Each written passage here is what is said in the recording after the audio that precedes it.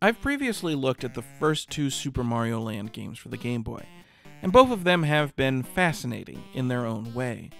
The first because it was something so completely different from the norm for Super Mario games at the time. The second because it hewed so incredibly close to the Big Brother console games while still maintaining its own voice, and even surpassing them in some ways. Today, we're looking at Super Mario Land 3, better known by its subtitle, Wario Land, where the series took a turn into being its own thing entirely. Wario had previously been introduced as the main villain of the previous game, his main trait being he was obsessed with gold, and that is very much the focus in this game. And importantly, it isn't just set dressing, you actually have to do things with the money. You want to save at a checkpoint halfway through a level? 10 coins. You want to exit the level at the end? Another 10 coins. There's even some gambling in there for good measure. At the end of each level, you can choose to see if you can double or halve your coins, or you can gamble coins instead to throw a bomb-throwing minigame to try and get additional hearts. But all this stuff would be pointless if the core platforming gameplay wasn't good, and Wario Land has great platforming. Unlike the core Mario games, where the focus is sort of a nimble navigation of each level, the focus here is on a very lumbering brute force on the part of Wario, with things like shoulder checking and fire breathing turned into core mechanics, so that Wario can engage with his world in a very destructive way. The main thing that makes this game feel so lumbering and deliberate compared to its contemporaries is the lack of a run. The game is a lot slower paced, even as it has the shoulder check rush forward. This has the side effect of requiring a lot more commitment when you do jump or make big moves forward. It all comes together, however, to make the game feel fully different to Mario platformers, and establishes the template every subsequent Wario game would follow. Thankfully, the game is also devoid of the more aggressive game over mechanics, sometimes seen in earlier Mario games.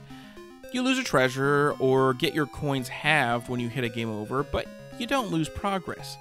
You don't even lose your mid-level save if you had one. The only thing this really affects is your ending, which can differ wildly based on the numbers of coins you have. But to me at least, I find these sort of aesthetic ending changes to be ultimately meaningless outside of vanity. Though they can be a great way to mix up replays if that's something you're looking for. The aforementioned treasures, however, can be a nightmare to find if you're not looking at a walkthrough, due to an abundance of hidden doors and the like. Getting a treasure often involves finding a key on a level, then bringing it to a treasure chest that you unlock. Often enough, either the key or the treasure can be found pretty easily, but there's something challenging about bringing them together, whether that's literally just finding one or the other, or backtracking through a particularly challenging part of a level, or finding your way back through a maze of doors, or just finding a door that there's literally no way you would know was there other than just blindly hitting the up button all over the place. While the treasure hunting and indeed the core platforming gameplay can be a lot of fun, unfortunately the difficulty is a little all over the place. I spent a ton of time on certain levels while absolutely breezing through others. It has the usual difficulty you'd expect from a Nintendo game of this era for the most part, where you have this curve with the early bosses and levels being almost laughably easy, and gradually getting more difficult and more interesting as time goes on. However, there are certain levels that seem suddenly and unexpectedly difficult, while there are also levels, even near the end of the game's 40 courses, that feel oddly easy. Thankfully, these pacing issues, or really any of the other ways I could nitpick this game, never really affected my enjoyment of it too much. I was consistently very impressed with what Wario Land was doing. Some of the levels are incredibly inventive, my go-to example being one towards the end of the game where there are actually a few levels that take place entirely inside of and on top of a moving train.